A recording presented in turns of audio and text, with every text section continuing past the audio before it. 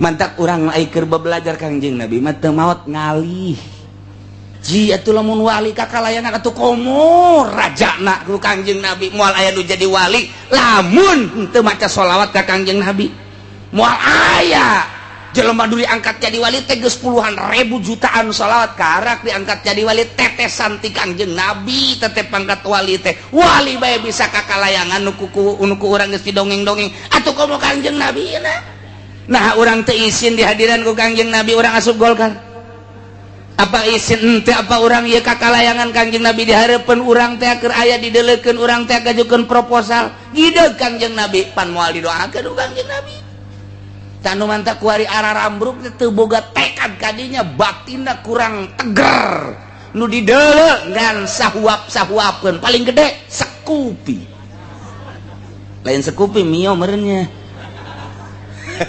ayeuna tekadkeun kakalayangan mantap nu mantap kula kapanggih jeung hiji jelema istimewa teh hiji jelema begitu nyaritakeun dunia terus anu bagaimana enggak gitu aja ente gitu bae izin ka Tuhan Syekh cenah bagus teh cek teh hebat ieu jelema ieu aya izin ka Tuhan Syekh mah terseupeun cenah kana dunia sanajan loba ge teh dimaksud eta hebat tah boga ka izin ka Tuhan Syekh berarti boga guru tanyana teh tah akur ye sak guru kajen kukum Assalamualaikum ya Mukhtar Assalamualaikum ya Imamani Assalamualaikum ya Aqtab Assalamualaikum ya Abdal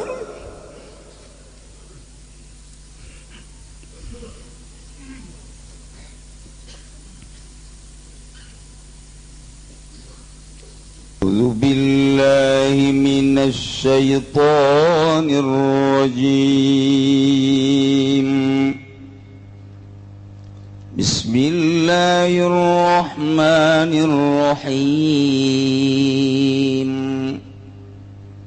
wa qalu laula nuzila alaihi ayatun min rabbih Qul innallaha qadirun ala an yunazzila ayatan walakinna aktsarahum la ya'lamun Allahu a'lamu bimuradihi wa qalu lan ngucap ya kufar kabeh kufar Makkah ta ing lapan laula lamun ta orana halat kagene nuzila dan turunkeun alaihi ngatas Muhammad apa ayatun ayat min rabbi kang tetep saking pangeran Muhammad kana qati kaya onta wal asa lan tetekeun wal maidah lan rampadan kul tafsir Muhammad lahum gadoy kufar Makkah ing lafad innallaha ing satuhune Gusti Allah qadirun iku kang maha kawasa ala ayunazila ngatasen tanurunkan ya Allah bitasydid wa takhfif macane kalawan den tasyidan ayyunazzila wa takhfif lan den entekeun saking tasydid ayyunzila ayatan ing ayat mimma qatarahu saking barang kang gawe-gawe ya kufar Makkah walakinna aktsarahum la ya'lamun dan tetapi ni apa akeh-akeh kufar Makkah iku ora weruh ya kufar Mekah kabeh anak nuzul balaun alaihim satuhune tumurune ayat iku bala ingat dase kufar Mekah liwujubihi lakihim injahaduha kena wajib dan rusak kena misti dan rusak kufar Mekah injahadu lamun angas ya kufar Mekah kabeh ing ayat wa ma min dabbatin fil ardi wala ta'in yatiru bi janahihi illa umamun amsalukum ma farratna fil kitabi min syai' Thumma ila rabbihim yuhsyarun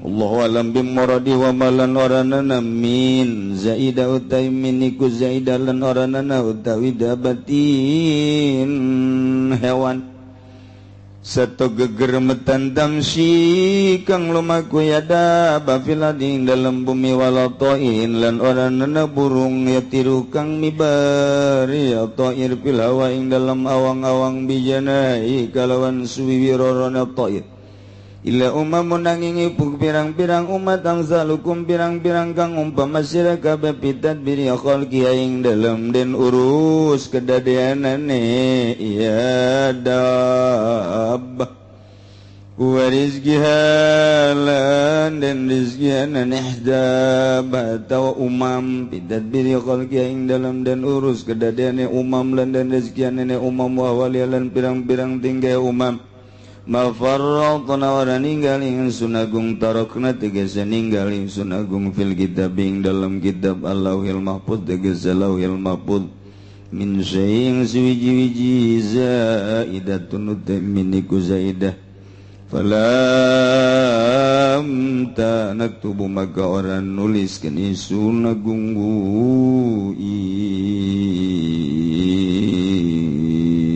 ing toir uing dabah summa ila rabbihim gari-gari maring pangeran dene umam yusaruna den giringkeun iya umam kabeh den kumpulkeun ya umam kabeh payaqdi baina maka ngahukuman ya Allah ing dalam antara umam wa yaqdi lil jamma'i minal qarnai lan hukuman ya Allah nitah naur ya Allah kadue wan kang dongkol minal qarnai saking kang ranggaek maya lahum kunu turaba kari-kari ngucap ya Allah lahum kadue jamma lan qarna kunu turaba ing lapan kunu turaba ana sira kabeh iku dadi sira kabeh iku turoban ana sira kabeh turoban iku lebu turoban iku lebu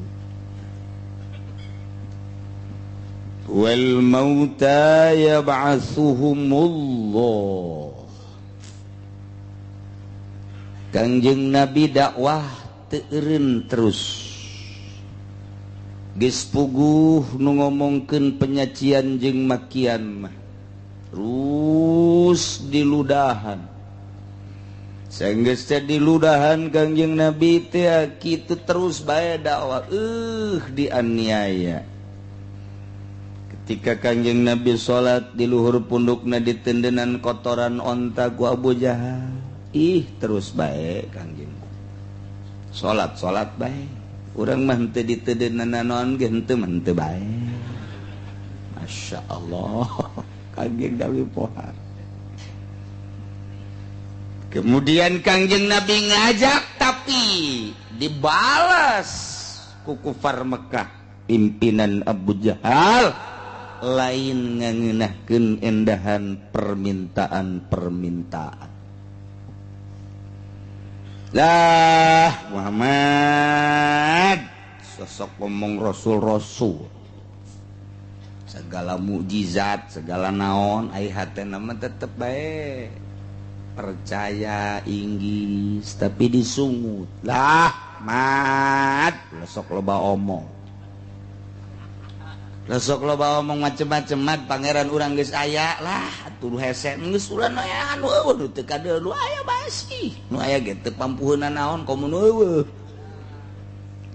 cek Kangjeng Nabi jadi kieu terus dihina anu luar biasa sakumaha kamari begitu Kangjeng Nabi terus dakwah makin menjadi kaburo alaika i'raduhum minta permintaan anu luar biasa teu kudu Muhammad cak Gusti Allah anjeun andai kata bisa napak sancang neangan ayat anjeun bisa naik ka luhur langit make taraje make tangga dek nyokot ayat atuh kos kitu mah pek bae ngan lah teu kudu cak Gusti Allah geus kumaha aing bae eta mah maneh mah dakwah bae anjeun mah dakwah bae Muhammad ayo laksanakeun tugas tetep anu ngaijabah ma aya jelema-jelema nu daraek ngadengekeun terus iman innama yastajibul ladzina yasma'una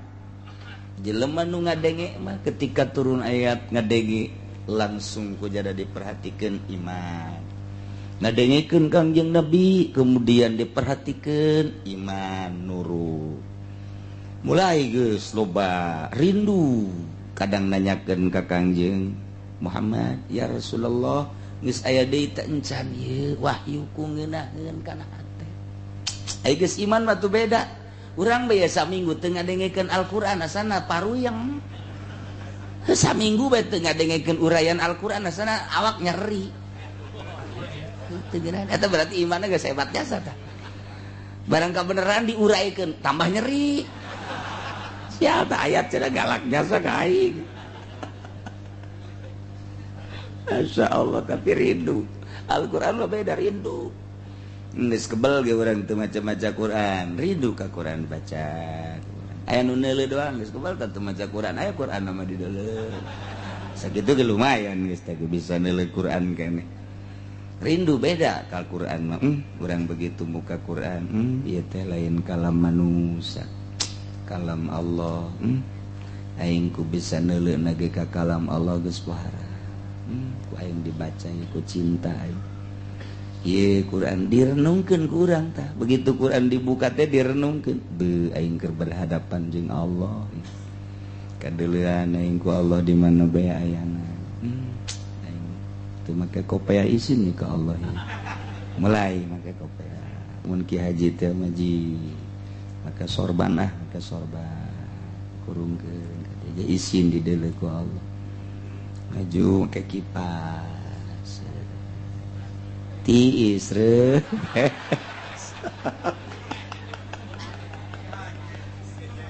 Saku majikan itu tadi kadang ngereyeng orang ngeringkuk tak ke haji. Ya Allah.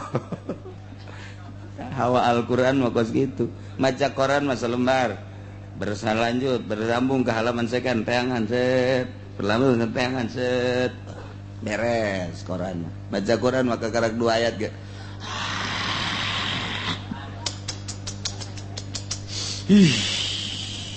Teu bisa dipaksakeun. Teu bisa dipaksakeun. Kok lamun geus matana nu burem geus. Make kaca. Kaca teh mun pake neuleuh Al-Qur'an mah remeng-remeng. Lamun pake neuleuh bujur urang Karawang mah cek.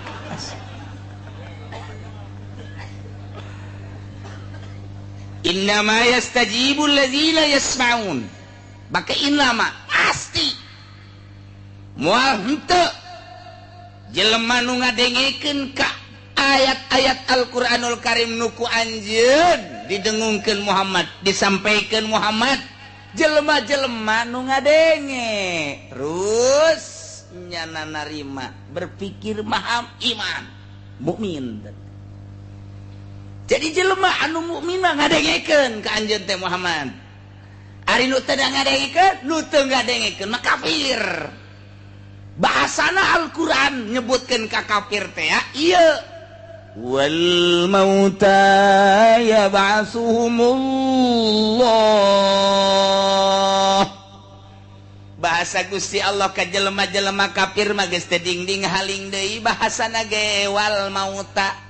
Mauta teh jamatina mayyitun mauta fa'la liwasbin ka qatilin wa zamin. Jadi berarti mayitun mauta jelema-jelema anu pararaeh padahal mah harirup jelema nama tapi dianggap paeh bae. Kafir teh jelema nama hirup gararan tenggarara gah jasa tapi Al-Qur'an ngajelaskeun lantaran hirup teh kudu pugu atuh tapi jana teh nyahoeun ka pangeran horeng paeh sote mata hatena. Geus jelema anu paeh mata hatena kafir. Mamat, engke dihudangkeun ieu ku aing cak Allah. Tedang rek mah dakwah bae. Nu ngadengekeun jelema nu mukmin, nu teu ngadengekeun jelema kafir. Engke wal mauta ku sebab manehanana teu daekeun ngadengekeun ka anjeun Muhammad sehingga teu percayaeun bahwa aing pangeran, teu percayaeun anjeun teh utusan aing. Tetep di yaumul kiamah maya basuhumullah fil akhirat.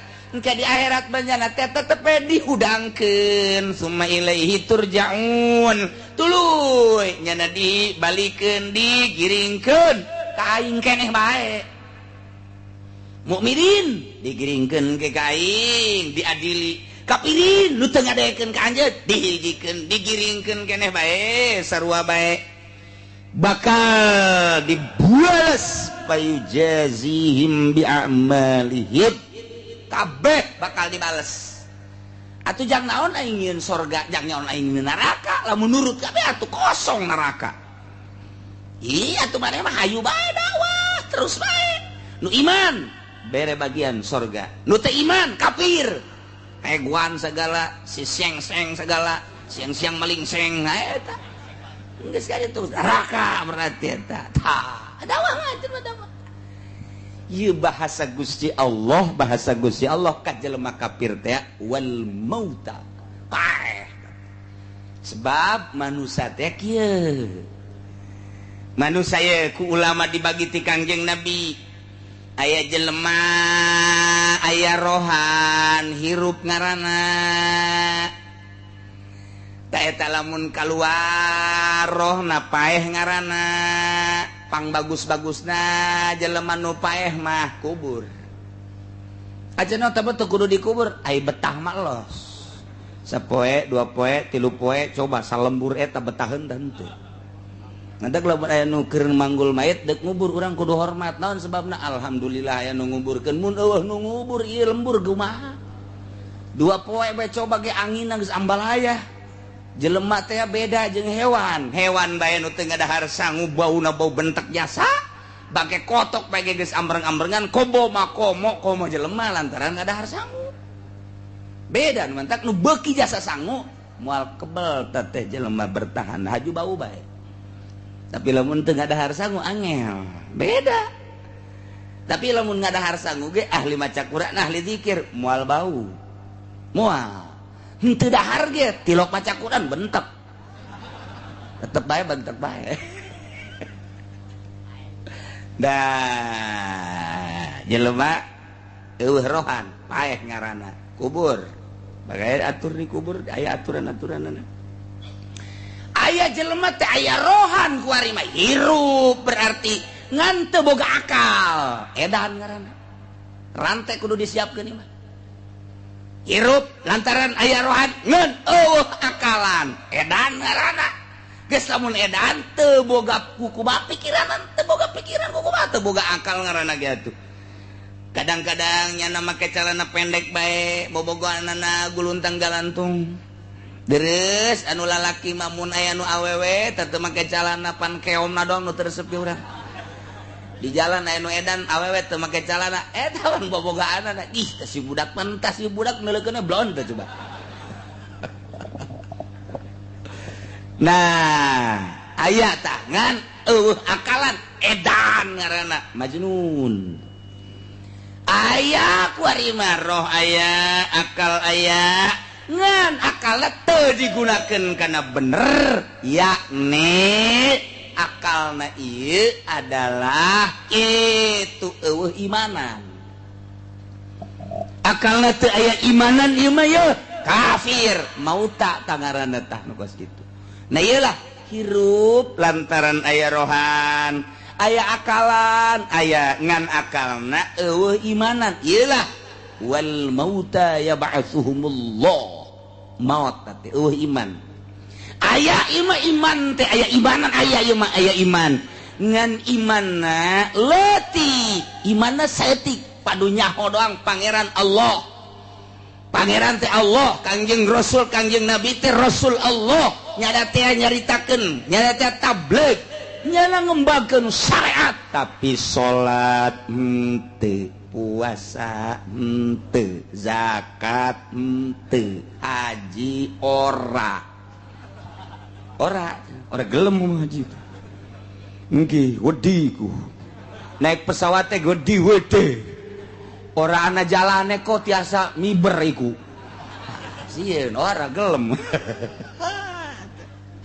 mau kos kitu jawabannya wis lah Jawa koek ora apa-apa tah eta tah aya imanan ngan padu nyaho doang padu nyaho ka syariat teu ngalaksanakeun syariat ngaranna batil tah kuari mah aya imanna makrifat ka Gusti Allah. Nah ieu nu hebat mah ieu jelema aya rohan di jero rohna aya akalan dina akalna teh aya imanan dina imanna teh aya makrifatan. Luar biasa ieulah jelema nu teristimewa teh makrifat da teh iman lain makrifat am deui geus makrifat khosoh. Ieulah jelema anu moal paeh salilana sanajan jasad di kubur model Kangjeng Rasul tetep bae ngan sakadar ngalih teu maot Kangjeng Rasul mah. Bukti nyatana ieu kuari urang terus bae berhadapan jeung Kangjeng Rasul. Urang bisa salat inget ka Kangjeng Rasul lantaran diparentah nama ku Allah panu nyampaikeunana ka Kangjeng Rasul. Urang puasa dititah nama ku Gusti Allah panu nyampaikeun nama Kangjeng Rasul. Urang zakat dititah nama ku Allah panu nyampaikeun nama Kangjeng Rasul. Urang teh dititah haji nu nitah nama Gusti Allah nu nyampaikeun nama Kangjeng Rasul. Teu maot Kangjeng Rasul. Ciri teu maotna urang kuari aya ngalaksanakeun parentah Allah melalui Kangjeng Rasul. Aya hadis da Bukhari jeung Muslim, Sunan Abu Daud, Sunan Nasai, Ibnu Majah dan lain sebagainya ucapan Kangjeng Rasul geus dibukukeun apa maot nya henteu. Diuraykeun ku para ulama madzhabul arba Imam Syafi'i, Imam Hanafi, Imam Hambali, Imam Maliki araya kabeh. Teu pernah urang mah amprok jeung nu ari itu. Kuari diteruskeun ku para ulama-ulama Imam Nawawi, kemudian Ibnu Hajar, Imam Romli kabelah dieuna Syekh Nawawi tanara can kazamanan teu kazamanan. Kuari ulama lual ulama nu kuari ieu adalah penerus Kangjeng Nabi Muhammad sallallahu alaihi wasallam ngan haju ngagelok asup Golkar. Macet di dinya teu kadeuleu Kangjeng Rasulna nu kadeuleuna atutna. Nu kadeuleu Abu Rijalna. Nah ieu penghalang hijab. Ngalo lagi tuh nya. Aduh. Penerus Kangjeng Nabi macet lantaran ngajukeun proposal. Macet ieu penerus Kangjeng Nabi teu layak cek Kangjeng Nabi sia kunaon kikituanan. Ci aing mah teu ditasieun proposal cek Kangjeng Nabi ja aing mah nitah ge hayu ngalanjutkeun ieu ilmu Allah. Lantaran Kangjeng Nabi mah Kangjeng Nabi ieu teu ngawariskeun harta, ngawariskeun ge ilmu. Al ulama warasatul anbiya. Bungaheun nyana barang neuleuh ka Indonesia. Masya Allah di Cisoka loba jasa kiai nuhun cek Kangjeng Nabi. Di Belaraja loba kiai alhamdulillah cek Kangjeng Nabi. Apa teu ngalayang Kangjeng Nabi ngalayang da teu maot Kangjeng Nabi mah. Da tekadkeun maot mah anggeus-anggeus teu maot kakalayangan Kangjeng Nabi mah. Neuleuh ka Pasar Kemis alhamdulillah, neuleuh ka Sepatan alhamdulillah, neuleuh ka Kota Tangerang nuhun loba jasa ulama Masya Allah. Ngan begitu arah suka Golkar goblok Kangjeng Nabi ieu kunaon ulama jadi kieu cenah ieu barang ngaju-ngajukeun proposal sia jasa ieu ieu aing mah teu nitah kos kitu teu nitah aing mah nitah ge ikhlas pandina Al-Qur'an wa ma khalaqtul jinna wal insa illa liya'budun kabelah dituna mukhlishina lahud din ulah haju kos kikituanan Kangjeng Nabi neuleukeun bae wah ieu aya kiai nu deuk asup Golkar ieu teu beres si kiai teu beres tunggu tanggal mainna ieu nu geus ge geus alalambruk hancur ieu deui ngamulaian ieu ya Allah ya Rabbi cek Kangjeng Nabi eta almanak jaki kuloba di hareupeun imahna je pan haju nge-SMS-an babaturanana emang kitu-kitu pod ye pan jadi kieu atuh Kangjeng Nabi ngalayang aduh gideug bae gideug barang neuleuh ka Cisoka di dinya aya deui nu ngaju-ngajukeun proposal gideug bae lain teu bisa ngaji ieu budak bisa keamanatan ilmu ngan teu kuat di budak batinna dileuh ka Belaraja waduh jadi kos kieu moal beres si agama ieu Kangjeng Nabi kakalayangan lamun urang teu nekadkeun kakalayangan neuleuhan ka urang eta ngagelok mantak urang ai keur belajar Kangjeng Nabi mah teu maot ngalih. Ji atuh lamun wali kakalayangan atuh komo rajana ku Kangjeng Nabi moal aya nu jadi wali lamun teu maca sholawat ka Kangjeng Nabi moal aya jelema dulu angkat jadi wali teh geus puluhan ribu jutaan sholawat karak diangkat jadi wali tetesan ti Kangjeng Nabi tetep pangkat wali teh wali bae bisa kakalayangan nu ku urang geus didongeng-dongeng atuh komo Kangjeng Nabi na Nah orang teu izin di hadiran ku Kangjeng Nabi orang asup Golkar. Apa izin teh apa orang ieu kakalayangan Kangjeng Nabi dihareupeun urang teh keur aya dideulekeun urang teh ngajukeun proposal. Gideug Kangjeng Nabi pan moal didoakeun ku Kangjeng Nabi. Tanu mantap kuari ararambruk teu boga tekad kadinya batinna kurang teger. Nu dideuleu ngan sahuap-sahuapkeun paling gede sekupi. Lain sekupi mio meureunnya. Tekadkeun kakalayangan mantap. Nu mantap kula kapanggih jeung hiji jelema istimewa teh hiji jelema.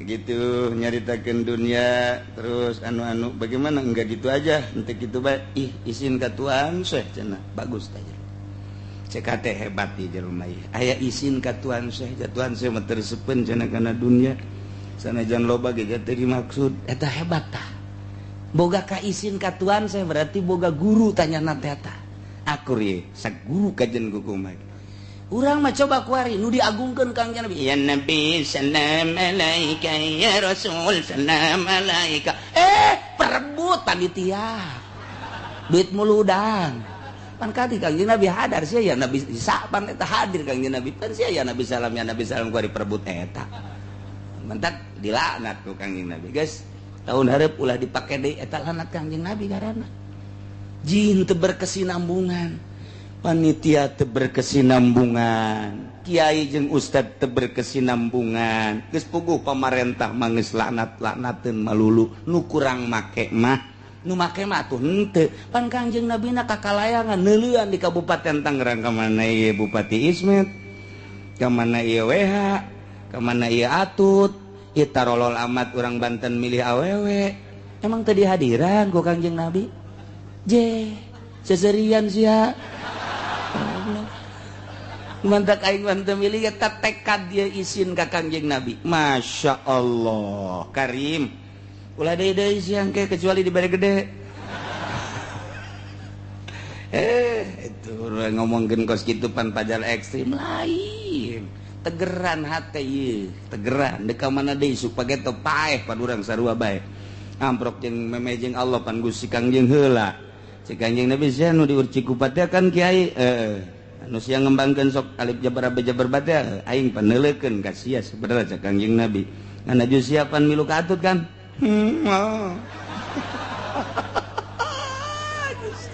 eta urang dengke di akhirat dikitu-kitu ulah ku Allah ku Kangjeng berarti izin ji kunaon teu boga pikiran kadinya ieu tadi tah jasad aya rohan hirup ngan eueuh akalan edan akalna aya ngan kuari mah akalna teh eueuh imanan nah ieu adalah kafir iman mah aya ngan imanna teu sampurna batil sampurna teu sampurna iman teh leuwih teu sampurna jasa buaya jasa doi ngaranna percuma boga akal ge nah kuari aya imanan tur imanna makrifat khoso ieu nu jempol mah.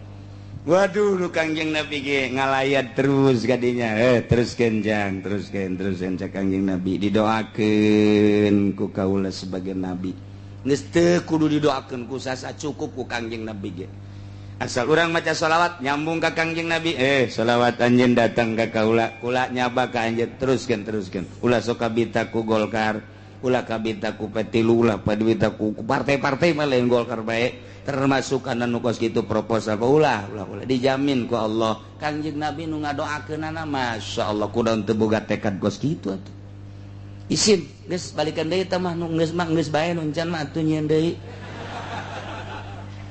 beuki jero bae ulah nah ieu nu mantak disebutkeun mauta kitu rangkaianana sakali deui jasad rohan paeh kubur aya rohan akalan edan aya akalan ngan akalna imanan kafir aya imanan ngan imanna teh leutik ieu mah teu ngalaksanakeun syariat batil aya ieu mah iman mah boro-borona naon ngadengekeun henteu naon teh ngan imanna iman turunan doi aya imanna makrifat khosoh ieulah ulama warasatul anbiya waliyun min auliyail lah hesetan yang anu kos kitu numentak Al-Quran lantang ngajelaskeun wal mauta ari pirang-pirang kafir nu pararae hatena ari awak lama seterek dedeg pangadegna luar biasa sehat kabina-bina ngelehkeun batur di delela luis dage pohara tapi Quran dek nu luis dek nu tuluis nu bule nu hideung anu koneng sarua bae disegebotkeun kabeh paeh teh mata hatena mukminin nu ijabah ka anjeun kafirin nu paeh hatena teu gadegekeun ka anjeun tatap jaga di akhirat mah Muhammad ya ba'atsuhumullah dihudangkeun dibalos summa ilaihi ja'un dibalikeun ka aing kabeh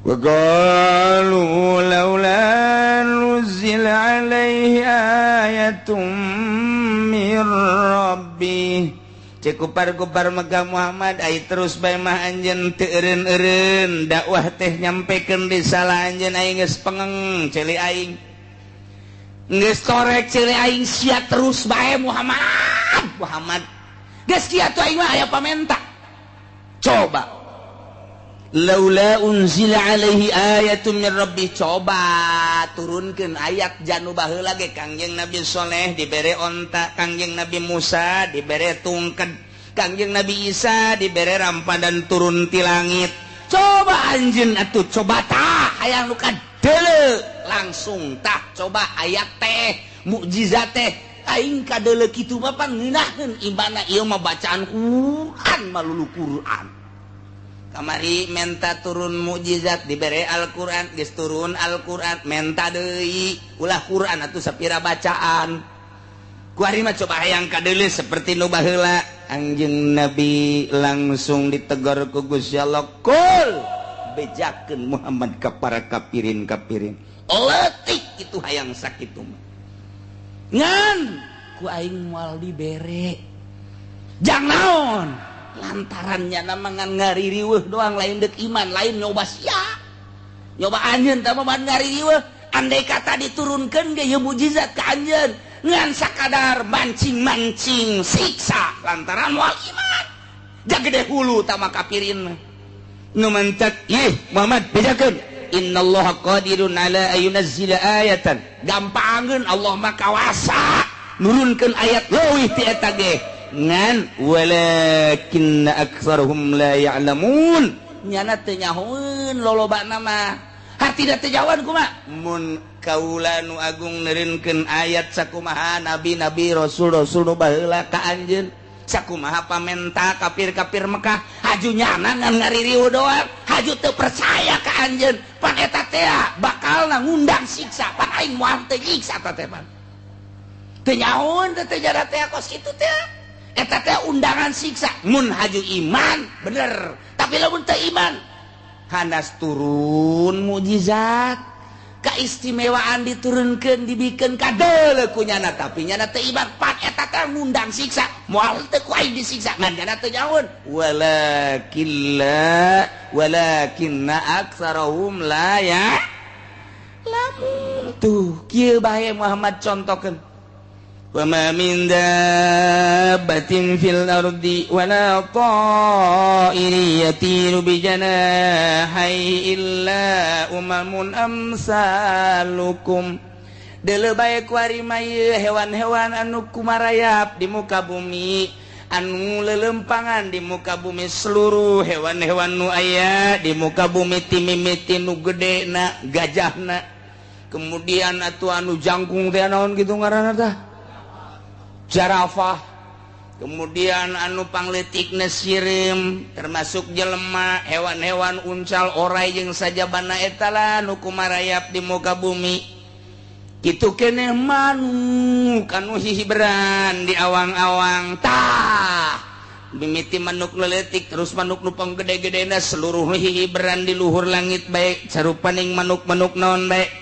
eta pati-pati hewan nu kumarayap kumandang di muka bumi di luhur bumi jeung nu hibran di awang-awang eta teh illa umamul amsalukum eta teh umat-umat nu sarua jeung aranjeun kabeh bejakeun sarua neuk endek naon hayang mukjizat naon deui eta ge manuk mukjizat kakawasan aing paneta teh deuleu ku sia bejakeun ka kafir tuh manuk saha nu ngahibarkeun tuh orai saha nu ngalempangkeun sia ge termasuk saha nu ngalempangkeun paneta teh aing endek minta mukjizat naon deui urang ge teu pati mikireun tak kadeja manuk bae buaya bae saha coba nu bisa nyeun buaya aya ge urang Purwakarta buayaan tah mah gitu ge pake ulin ku budak leutik tah mah nah dalam manuk tah ieu teh umat sarua jeung aranjeun kabeh dina harti sarua diurusan ku Gusti Allah mun ditanyakeun nanyeun saha nanyeun Allah nu ngarizkian Allah eta manuk boga pabrik henteu eta manuk boga sawah henteu tapi panjana bisa barang dahar nang saha eta ayo apakah dengekeun pabrik boga pabrik manuk boga pabrik henteu boga sosotan henteu ngan paling ge ulin di sosotan doang tapi kan bisa dahar urang ge urang lamun geus boga keyakinan kos manuk wali kudu kos manuk urang kumaha manuk teh teu boga perusahaan tapi daharna terus bae berangkat isuk-isuk beteungna keleh balik sore-sore bitonan beteungna seubeuh eta lah ilmu wali nah eta bejakeun ka kafirin nang saha eta teu kudu mukjizat nu hese-hese bejakeun eta sireum nang saha nyieun eta orai nang saha nyieun kotok nang saha nyieun kotok teh lemes tah kotok oh mun kadengeun ku urang Bandung mah waduh kotok ayam eta bebek Persi nang saha nyieun eta hese-hese amat dengan mukjizat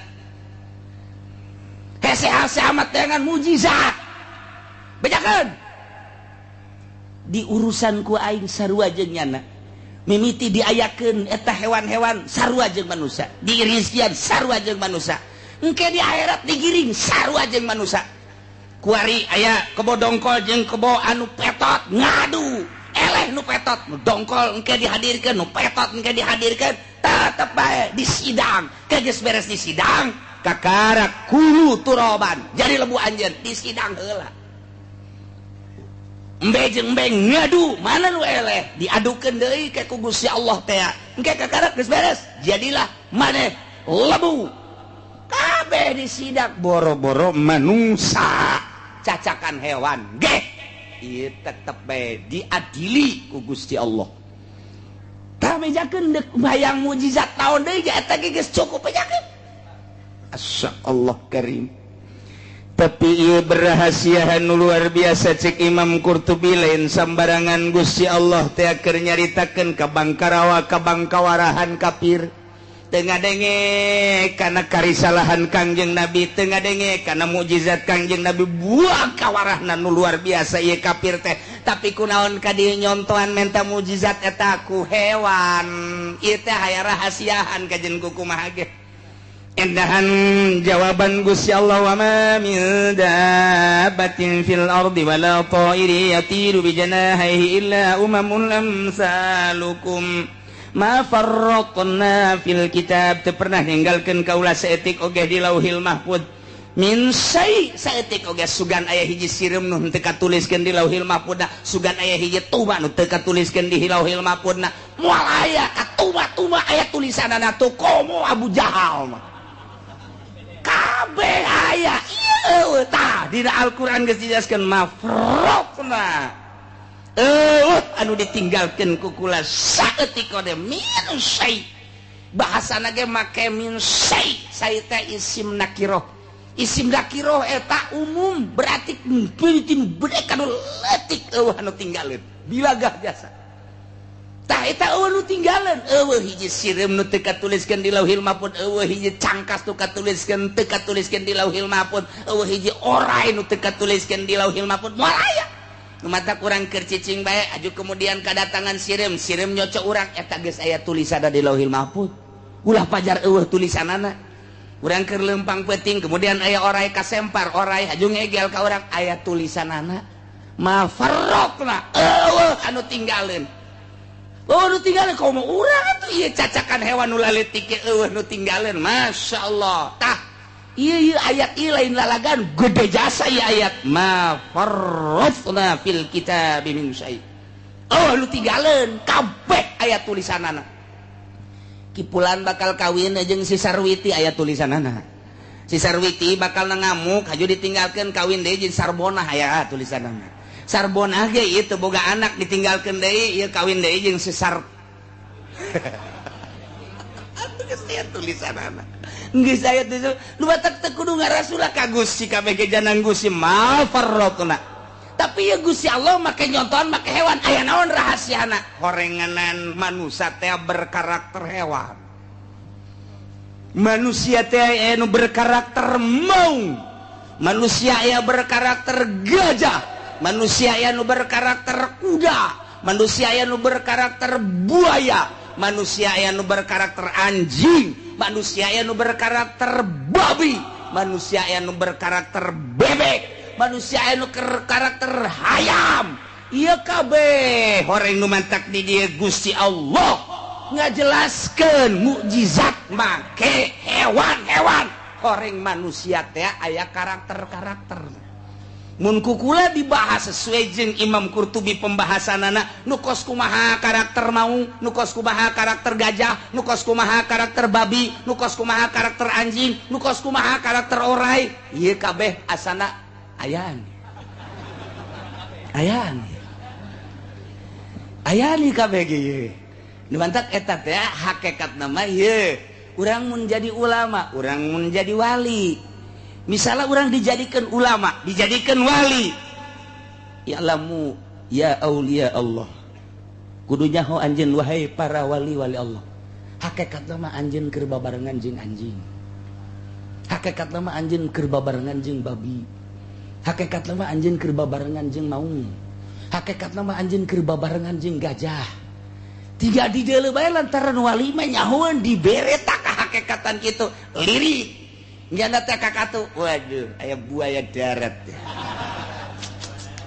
neuleuh deui ka hareup waduh aya maung neuleuh deui ka dieu aya gajah neuleuh deui ka dieu aya anjing dibere paham tah nu mata kadang-kadang galak di luar nalar waliullah mah lantaran nyana neuleuh ka hakikatna ieu tah ayatna tah mata Gus Dur ngomong sakacapangna bae Gus Dur ngomong sakadaekna bae di deuleuh ku nyana meureun kos kitu mah lah jajahin jelema lain jelema aya monyet dipoto barang hasil fotona beungeutna jelema aya jelema dipoto barang hasilna beungeut monyet ji singa aya gajah dipoto teh beungeutna beungeut awewe geulis aya anu kadieuan teh naon garang-garang teh heuh tulalet teh lamun di awewe teh mahkota gajah dipoto beungeutna beungeut wanita cantik masyaallah Lubnan Libanon urang Iran ieu mah geulis ieu mah bener aya awewe dipoto trek bae beungeut gajah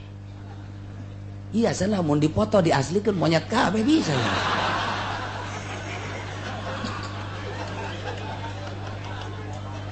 masyaallah ji atuh nu sok kukula didongengkeun Mama Sobari dek ka Mekah sasalaman kabehan tek lalaki awe beres sasalaman nyana salat ditegor kapan ku muridna mama teu aya nu darekeun ngamakmum ka mama aya kitu kunaon pan mama teh meureun tadi sasalaman jeung awewe batal meureun koto wudu deui jama mama teh sasalaman jeung jelema aya kitu janu sasalaman jeung mama monyet kabeh kan betul batal meureun mama ai ke monyet mah teu bisa ngomong pan murid sial ka aing bae monyet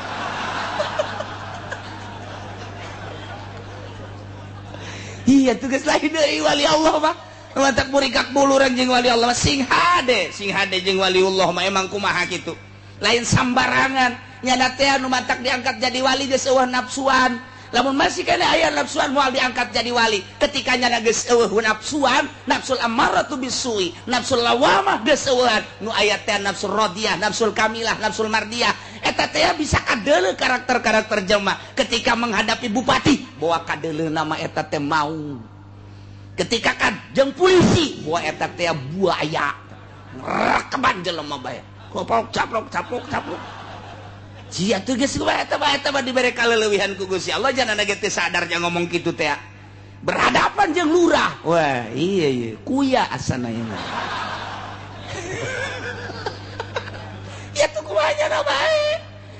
janjana ge moal ngabejakeun nyana dibere kos kitu ku Gusti Allah. Moal Tuan Si Abdul Qadir galak ngomongna.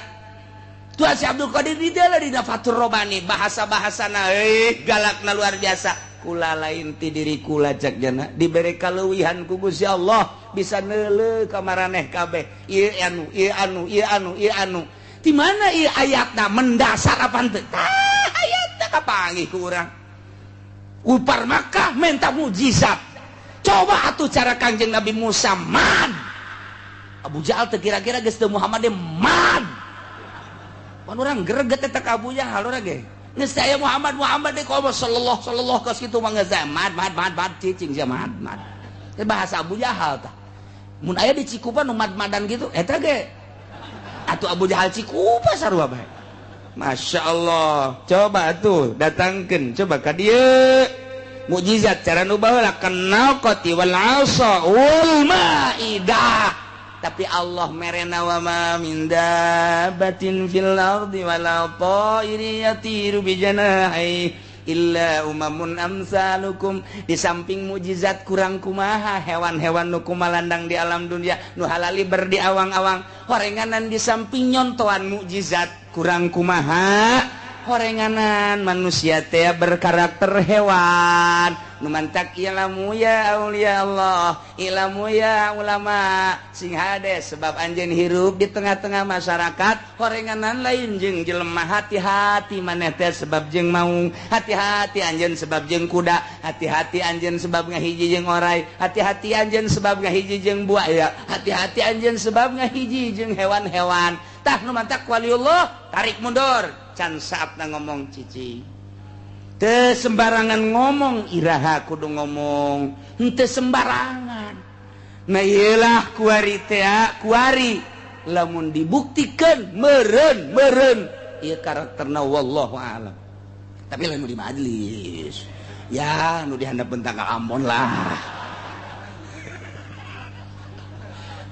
lamun waliullah nu pernah datang ke Abah teh anu urang Palembang datang ka dieu terus ditanya ku Abah ieu naik naon ieu kula mah leumpang bae ceknya tirahat ya anu kula mah cenah begitu datang ka Merak teu pernah salat di masjid ai kitu kunaon neuleuh masjid pinuh ku tai kabeh kadedengekeun teh ceuli pinuh ku tai kabeh mushola masjid pinuh ku tai kabeh mantak kula mah salat teh lah di dieu bae sisi jalan cakeun wallahu a'lam Allah merekos kitu ka kula haju unggal ka kota neuleuh jelema monyet babi datanglah ka dieu ka Abah geus ulah loba omong cak Abah ulah loba omongnya ulah ngomong ka sasaha geus ente bae coba eta aya urang Palembang seperti eta geter-geter nyana teh memehna mah henteu kos kitu begitu datang ka Merak neuleuh jelema terus ka dieu monyet babi saeutik cek cara di kota nu beungeutna jelema eta harita keur Abah aya sekitar bangsa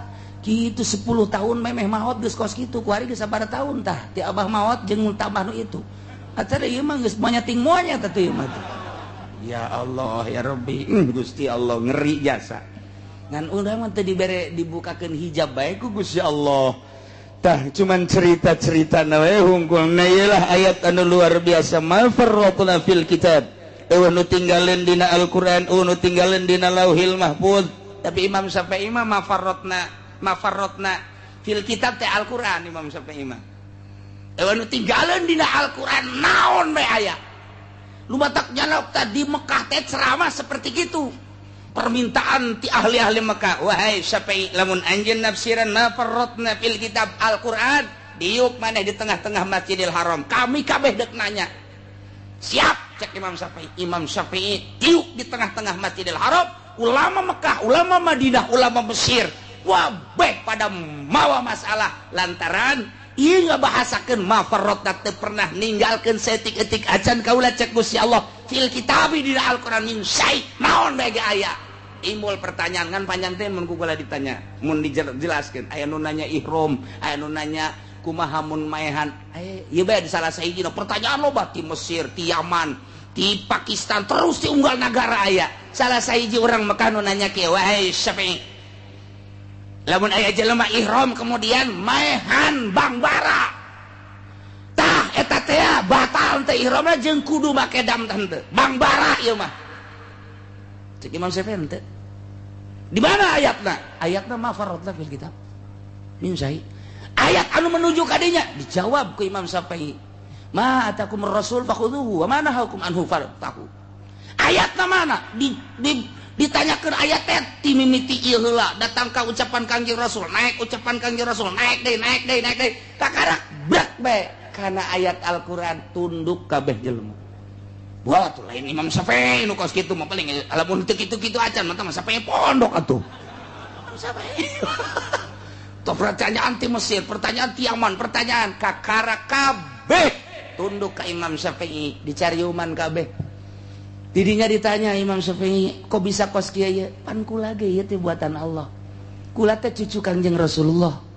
Setetes ilmu Rasulullah nempel di kula seperti ieu komo Kangjeng Rasulullah. Ya Allah ya Rabbi, Imam Syafi'i bae teh geus teu katahan kurang ilmuna. Ngajelaskeun ma farratna fil kitab min syai'. Lamun di dieu Imam Jalalain Lauhil Mahfuz geus jelas. Imam Syafi'i mah lain Lauhil Mahfuz Quran.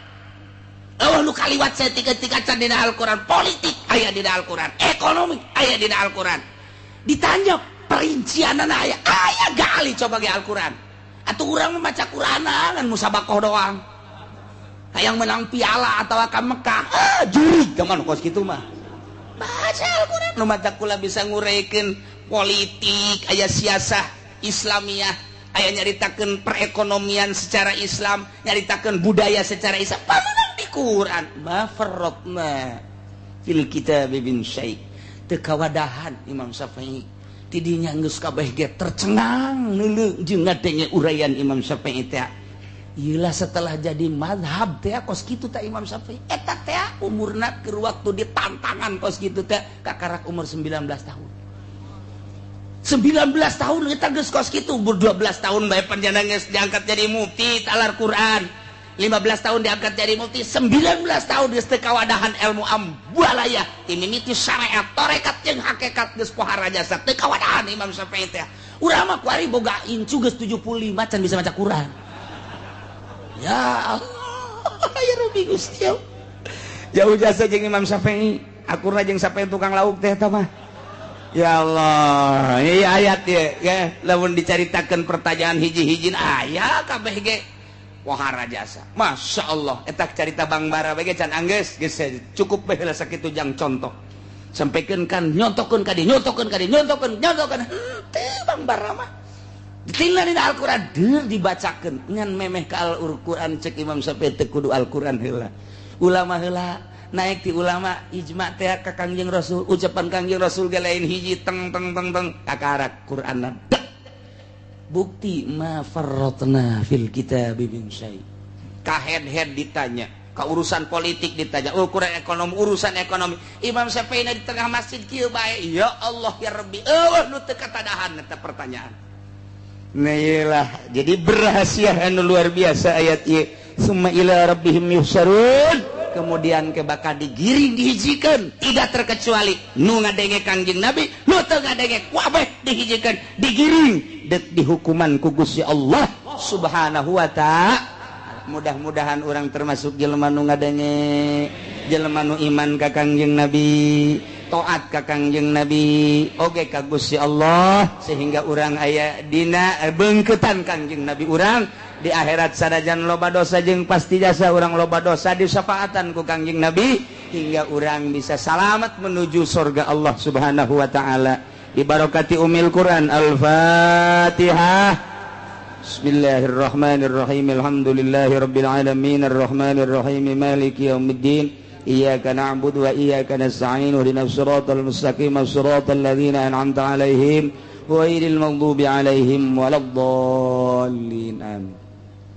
Setacan ditutup ku doa ayah Habib Al-Hirid, Habib Abdurrahman Al-Hirid untuk menyampaikan biasa tahunan undangan. Setacana dipersilahkan.